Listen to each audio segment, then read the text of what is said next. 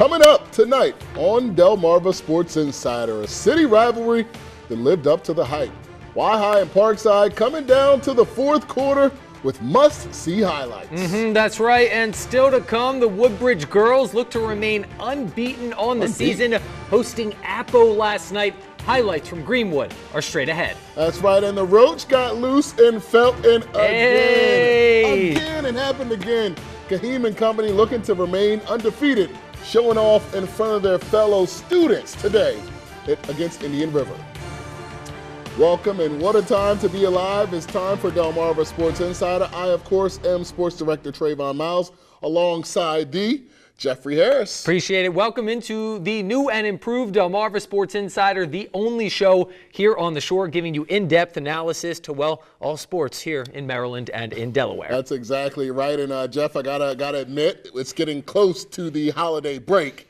Nothing but lots and lots of basketball in both Maryland and Delaware. And we had a great start, beginning with the biggest game of the week in Maryland. Y-High undefeated.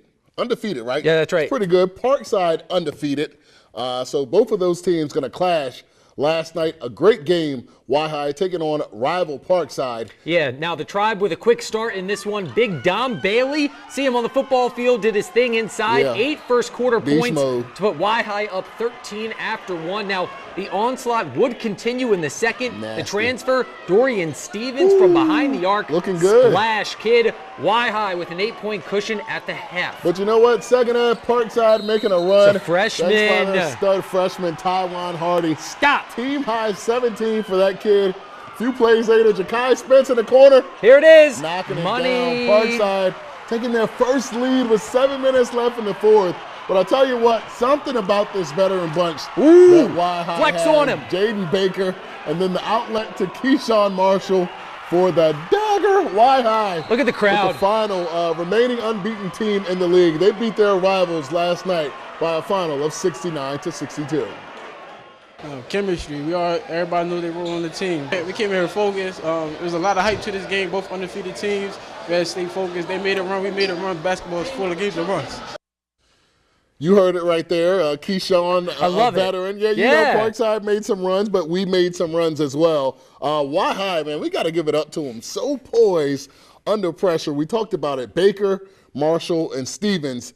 That three is a legit combo as the Bayside has ever seen, comparable to what we saw last year with Y-High with Dixon, Laquan Pettit, and Jaden Baker. Yeah, so put coaching aside in this game. I want to focus on all the athletes, what they brought to this game. Tough environment for either team. Happened to be at Parkside. Absolutely. Full gymnasium, parents, fans, anybody, teachers, all up on the sidelines. And then you see Y-High with that poise. You mentioned it. That's the perfect word to use. Come back in this game. Make sure that they remain unbeaten, remain that power down there in the Bayside. And they came out with these seniors leading this team, and you see Keyshawn, he's just shrugging off. Yeah, you know, during that little interview, said, we came and we did what we know we can do. You know what, Y-High, it's really funny because Y-High is one of those teams that every game seems like a big game, and the team plays like it. So you see those guys, they don't feel any kind of pressure at all when these moments come up. They were down by 3 points, I believe, in the fourth quarter without the ball. Usually you see a team start to panic.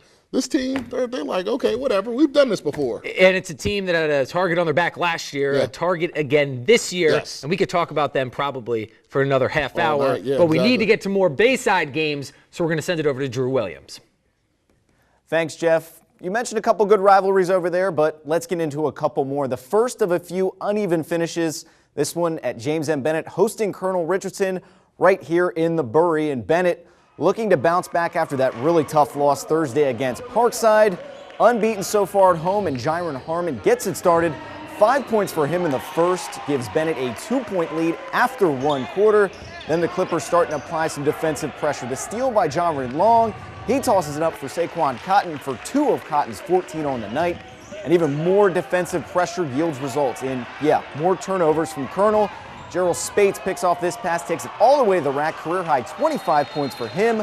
Bennett's up 9 points at the half. Second half, Colonel's trying to cut into it a little bit. Deontay Dickerson knots a 3. He had 17 points to lead his squad, but just too much depth for this Bennett squad. Antoine Armstrong, Mr. Double-Double himself, 10 points, 10 more boards for Mr. Armstrong. Bennett goes on to win this one 65-48. I think with energy and heart, you know, effort, you know, for me, that's the most important thing. We still have a lot to clean up. Feel like we're turning the ball over way too much, and that cost us last week against the Parkside game. You know, but overall, I'm happy with the growth of our team. They came back and we responded at home. Another big rivalry matchup in Berlin, but this time Snow Hill and Stephen Decatur with the brothers at the head coaching range. Sean and BJ Johnson going in at it. A guy who knows both sides of this rivalry pretty well. Snow Hill transfer Drew Howeisen runs the floor, finishes through the contact, and lets his former team Snow Hill know he's staying in. On the other end, Shaquan Williams bucket through some tough defense. Game high 32 points for him. Eagles trailing since the first. But check this out. Zaire Johnson hits a clutch three in the third quarter to get the Eagles even. But Decatur, they relied on solid defense. Check out this swat from London Drummonds. Good Lord.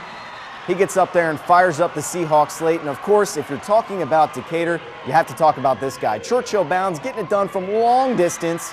3 to put the Seahawks up for good. Decatur takes this one over their rivals, 75-65. And the older brother, a little bit happy to say the least, guys.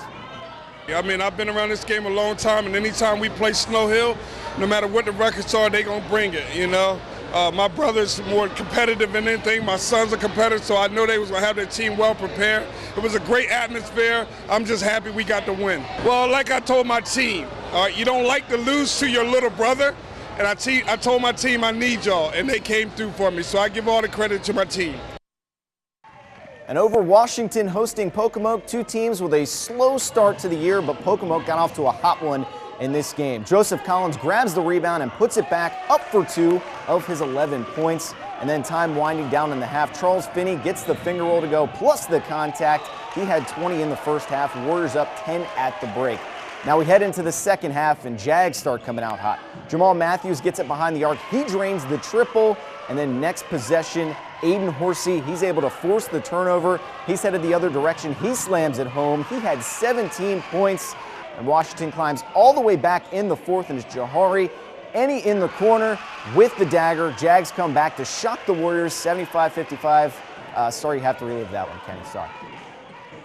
And then we go north to Centerville. Queen Anne's hosting Easton. Both teams coming in 2-1 on the year. Easton up 9-0 early, but Devin Turner gets the Lions on the board there.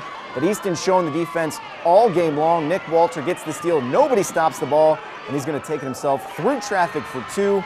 The time's winding down in the first, and more of that reliance on the defense. Lamont Powell feeling right at home after leaving private school. Game high 25 points for him. Easton's up 13 at the half. Picking things up in the second, QA looking to come back, and Jordan Dozier drives through the lane, powers through some contact for the N1.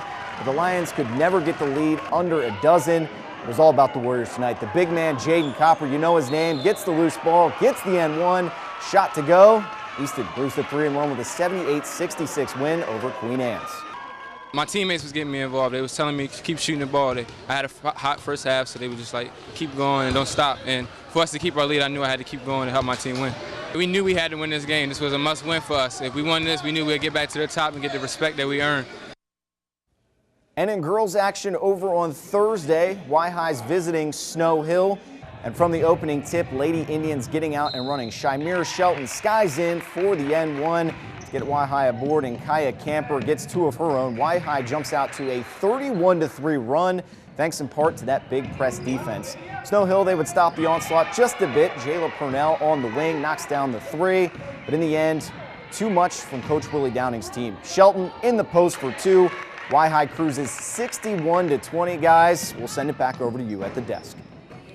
So overall, a lot of action, but overall in Maryland, the first thing that sticks out to me is Pocomoke. You know, we knew they didn't have a lot after losing Tyree Thornton a year ago on the offensive end, but I personally would like to see them get back to what Pocomoke does, defense and running the fast break. Those guys still know how to play defense. They should be doing that at least, and running the fast break is self-explanatory. I also want to say a team we did not mention, Cambridge, is on fire as well. They also lead the North with rival Easton. Yeah, 2 teams I wanted to focus on, one from the North, one from the South. We're starting up north. Easton, Lamont Powell, you got Jaden Copper, who looks bigger and bigger. Every game that we see him out here, definitely. Him and Justin Cohen are getting bigger every week. Exactly, definitely contenders here, Easton in the North. And then in the South, I wasn't sold on Churchill Bounds last year. I'm going to be honest and say that. But after I've seen him improve, the way he's been able to shoot from behind the arc, the mental toughness of this Decatur team, I'm pretty impressed with what they've been able to do. And Yes. even though they lost Yes. significant players, you know, in the offseason, Kevon Voiles, How Eisen, they're coming back, and they're coming back strong, and I think that they're going to turn this into a nice season. Yeah, we didn't think Decatur would be that strong, but they're out to a 4-1 start. Got to give credit to Coach B.J. Johnson and his staff. All right, we're done with basketball in Maryland, but coming up, we're moving on to Delaware. Teams in the first state also getting their games in before the holiday break. We'll talk about it next. Hi, I'm Andre Collins, coach of James and Bennett High School, and you're watching the Delmarva Sports Insider.